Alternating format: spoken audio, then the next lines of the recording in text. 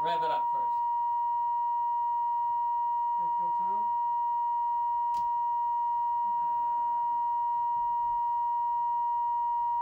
Kill tone.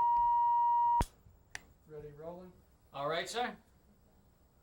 All right, now what we started on there, you want to know if I thought that people come out on a strike with abuse from the foremen. And I said no. It wasn't abuse from the foremen, it was on the cut, the 40% cut. Now, on the union part about George, he went in the union and they told him, he said everything was 100% union now. I said, I want you to understand that, George. He said, okay. And George was gone 2 hours one day and foreman asked him, said, where in the devil you been, George? And he said, I went down to the Union Depot, says down there that I had to take a crap. Okay. Are you proud of what you did with the union? Yep, I am proud of everything I've done under the union. I've been blackballed, but it didn't hurt me. It helped me. Why? It just made a better man out of me. I think I've lived a pretty good life. I think every one of my kids thinks a lot of me. I believe they do. I believe they'd do anything in the world they could for me. Well, now say But taking they know more about me than I know about myself. Now, during that strike, when you weren't getting any money in, what did you do about your family, and what did other people do about their families? Well, if you're going to starve somebody to death, don't never try to starve a cotton mill guy to death, because he's eating enough lint to where he can stay fat the rest of his life on that lint. You can't starve one of them to death.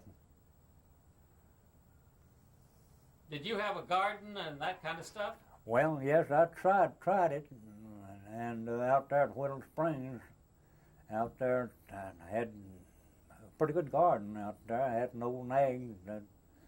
I'm not talking about my wife now. I'm talking about a horse. And I bought him on a credit, and then turned around when the crop was made and sold it to another fellow for more than I had in it. After I was working all summer, and he took the payment over and paid for the horse. Okay, let's hold it just a minute. Yeah. Picking up that. Okay. Speed. Hold it just a moment, Jamie. And represented strength, and then what happened after that? Well, when we walked out down there, we didn't have no union out of the weave room. That's the strike that I started down there. I take responsibility for that. I don't think some of them don't like me, and never will like me as long as I live. Probably some of them's gone. Some of the old people down there at Cherokee Cotton Mill been gone for years. But I hope I meet them in a happier home than what that was down there. I hope so. And I'm still a friend. And I was a friend when I left down. I tried to be just friendly as I could with them. I come in contact with them again 15 or 20 years ago. And it was the same bunch. That's pulling the same thing, only in a different way. Of taking property and closing it up to where I couldn't get through to my part of the property. I closed the county road up. Okay, now let's go back to, so if that's true, and that's what you've been telling me, I want you to say it. On the union, the reason why that I say, and I'll say it as long as I live, the more you got in the union, or more you got in anything, the stronger you are. The more people you got fighting out there on the front line, the stronger you are. And if you want something strong, always have it 110 proof. So how Yeah. was so how was your first strike? What did that do for everybody else? What did that represent for all the other workers? Well, I talked to all of them. I talked to Jimmy Monroe. I guess you've got his name down someplace, Jimmy Monroe. I talked to Jimmy, and I talked to Bell Jones, and I talked to Austin Jones. The two, I guess you've got their names down too. And Jesse Brown. Jesse Brown didn't. He come back in. He helped break the strike. Jesse Brown did. Oscar Mahan helped break the strike. He come back in. Well, I talked to these other boys, and Sam James, a big old tall fellow there, I talked to him too. Wanted to fix his loan picture, and a good guy with it. And Sam's dead and gone. And I talked to Sam there. Sam was easy to get along with, and he's agreeable. Whatever suited me suited Sam. That is, we discussed a lot of things. Sometimes we'd change it around a little bit to where it suit both and agree with each other. And if you can't bargain with anybody, you can't deal with them. I'm going to ask you one more time. Repeat after me. It represented strength to everybody, and then tell me what happened. Well, it did represent strength. Okay, start with that first strike. The Yeah. Wildcat strike in '33 represented strength, and take it away. Well, Tell me what happened. Because that the first strike that we pulled down there strengthened the whole body down there. They seen that we got more money, and that's what we were working after, more money. And that strengthened the whole mill. That took all of them, every one of them. And then you started then you got a charter? Right. And then you started, okay, so keep on going. We went right on, day after day, night after night, organizing down there at Cherokee Cotton Mill. And when we come out of there, we had around 85%, we had enough to get a charter. We got our charter, and then we got built up there with a little money. And then we got broke. It was sort of sad. But it wasn't as bad as it could have been. We had a little grocery store up there. We had a little grocery store. We had some food in there. We were getting some food out of that grocery store. We got beans and coffee and lard and baking powders and stuff like that. But we wasn't getting fat. We were just about holding our own. We had plenty of starch. We had rice, had macaroni and stuff like that. And then you get out and pick some wild greens too. This was a commissary that you fed the other union members with? Yeah. Okay. One more thing. Ask him about the fact that they didn't have cotton mill villages here. Made that easier, better, or harder? The fact that you weren't in a cotton mill village while you were organizing, did that make your organizing harder or easier? No, in the cotton mill village, see, Cherokee didn't have no village. Cherokee didn't have nothing except Cherokee Cotton Mill down there. But Brookside Cotton Mill and Standard Knitting Mill, they had villages. And when they come out on a strike out there, I don't know if they got any of them out of the houses out there or not. They could have, but I don't know. But I know one thing, them had help out there at the Holt's Knitting Mill. They helped us out a whole lot. Have you told your children much about your leadership role in the union? Later on, did you tell people? Did you make it public about your role in the union years ago? Yeah, what our idea was in the about the union. Our idea was, and a fellow named Scott. I learned a lot from Scott about unions, and he was an organizer. He was, and what we had to do was stay on the truthful line about it. We wanted to tell them the truth about it. We wanted to tell them the hardships about it. We wanted to tell them what the benefits about it. See, everything you work for it's got a little problem someplace along the way that you've got to go over that problem and get it out of the way, and then go on smooth rolling for a while until you hit another one, and you got another problem. So that's what we tried to do in the union, is to try to show them that they would have some troubles along the way. And we had some troubles at Cherokee Cotton Mill. It wasn't all smooth rolling down there. It couldn't be all smooth rolling because there's too many against us down there. The officials 100% against us. Okay? Yeah. Okay. I think that's it, Jenny. Just doing a Wait a live. minute.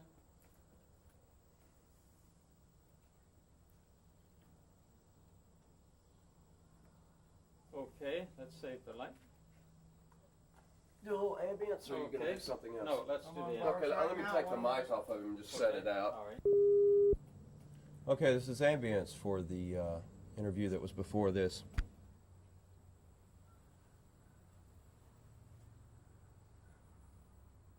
It's hot in New York. Can we get you to be quiet for just a 30 minute? seconds.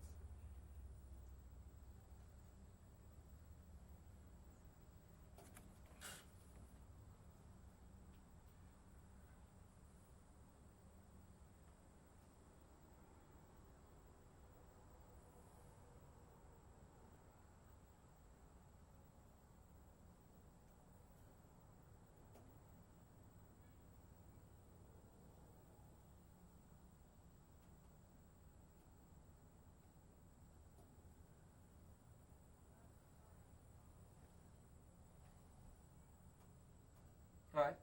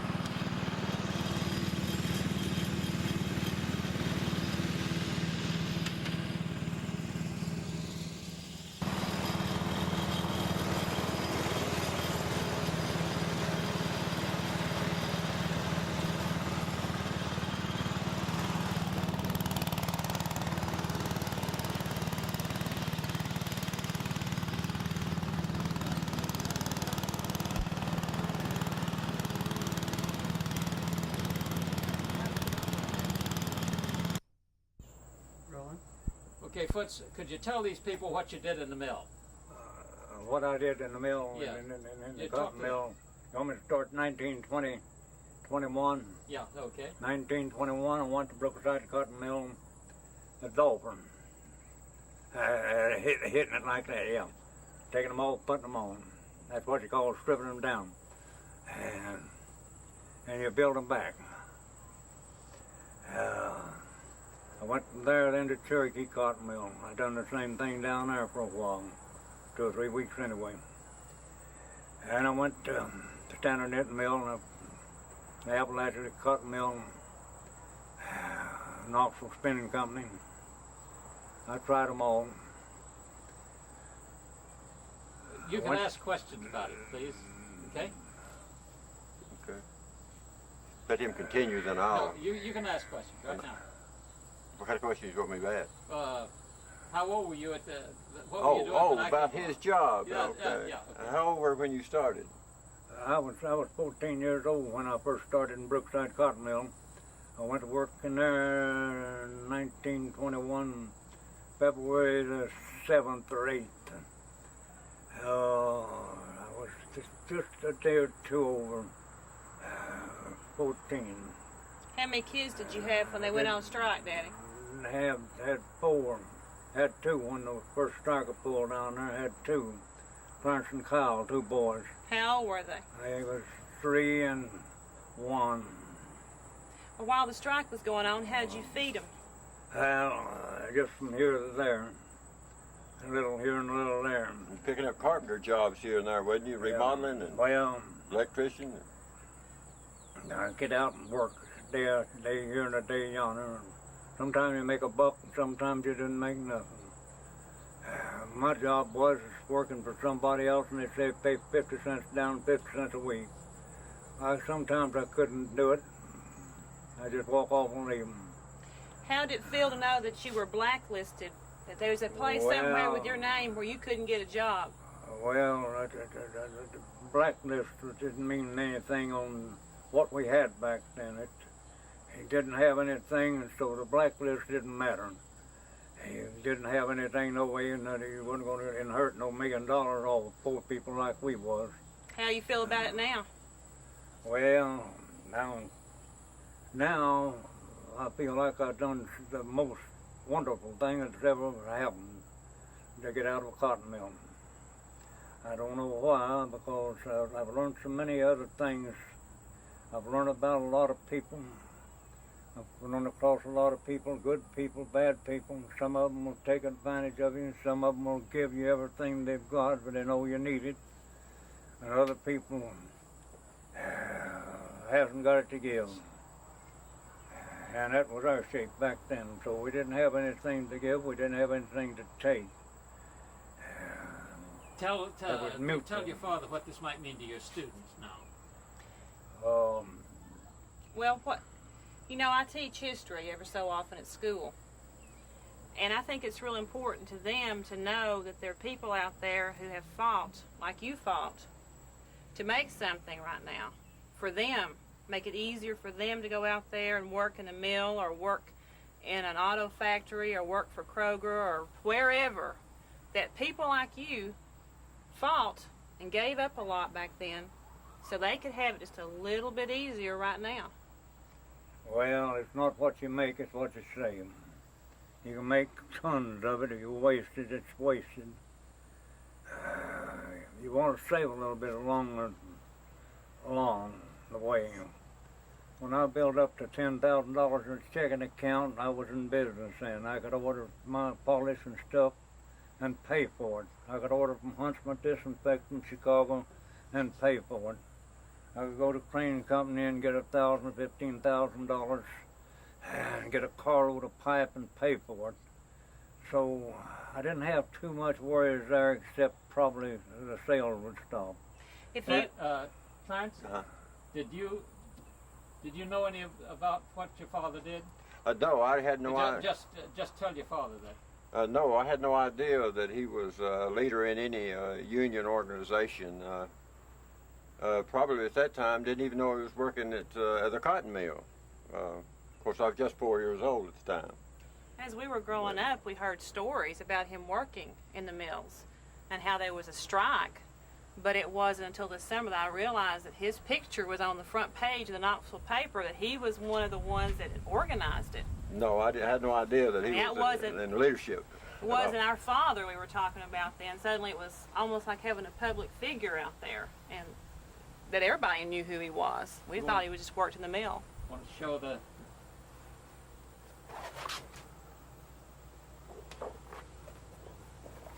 Like right here are the guys on the picket line. That's my brother right here.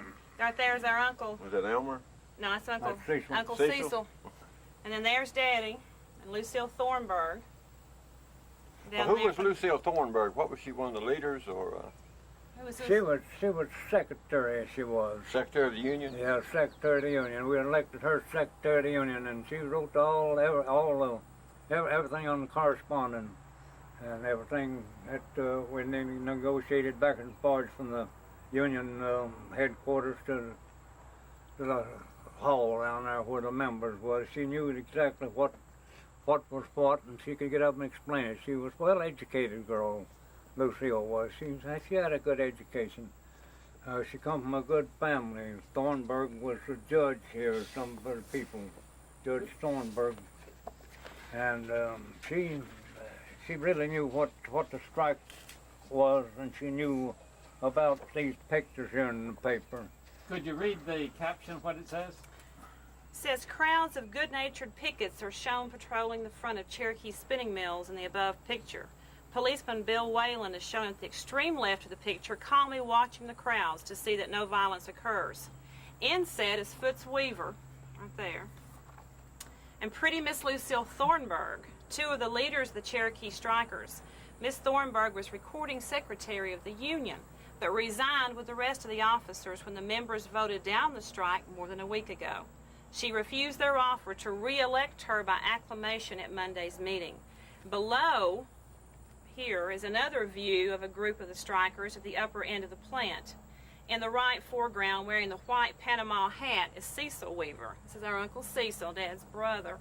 Brother of Foots Weaver and newly elected president of the Cherokee Union. Well, now, why did they ask them about voting down the strike and then they came out on strike? How did that happen? Yeah, how did they vote down the strike and then come down? What happened to cause you to come out? They what happened there? That was a call strike there from the headquarters in the National Union, an Amalgamated Clothing Workers Union. Gorman was the president of it, and he had authority to call a strike. We could have voted it down, but it didn't do no good because we didn't have a majority. It takes a majority on anything in the United States to make it legal. But he probably didn't even know what was going on down here, did he? No, he didn't know what was going on down here. He didn't know I don't reckon he was ever down here. But that's not the thing about it. Somebody had to be at the head of all of it. Had to have somebody to carry on, to be the backbone of it. Yeah. And if you haven't got a strong leader, you haven't got nothing. You got a strong leader, you got something to work with. But make sure he's honest. Honesty goes further than anything. If you're going to be a leader, be honest with them.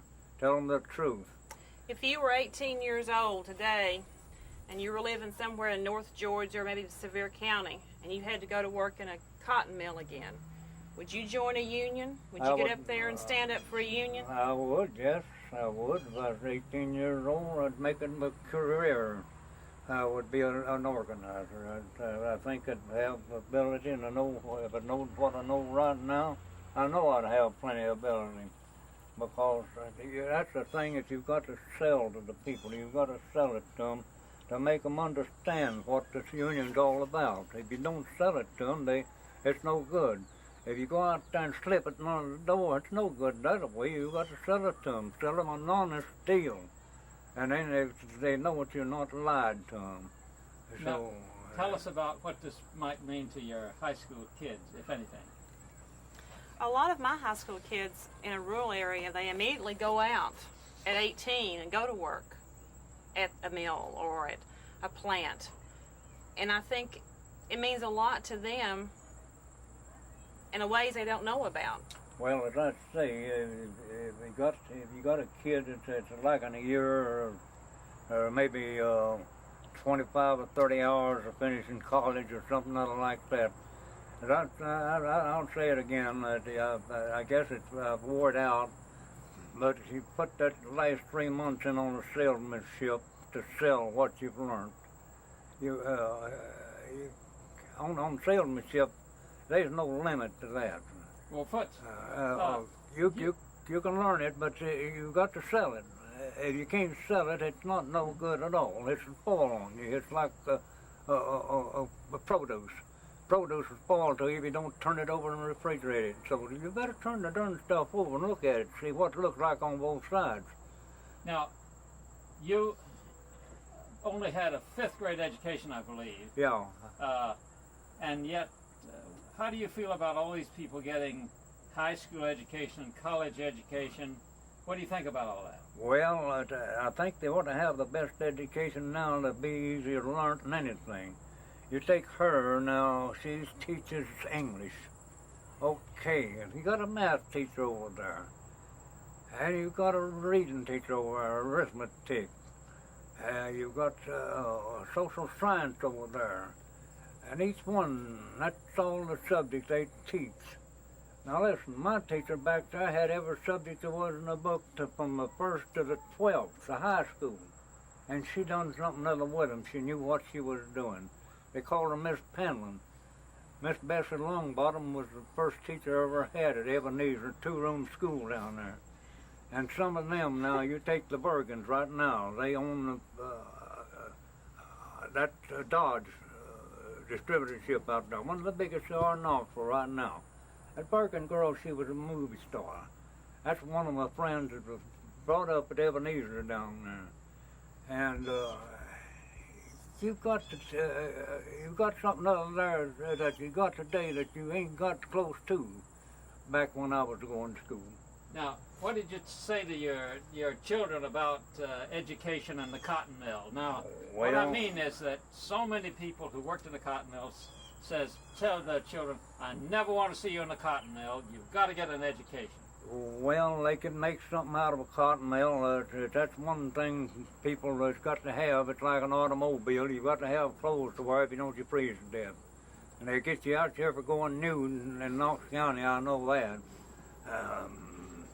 I think because, if you don't believe it, you read in the paper there where somebody's been exposed out there, and they'll put you in jail for it. I think what we got from him when we were growing up was education was all important. Whatever you did, whatever job you did the best you could.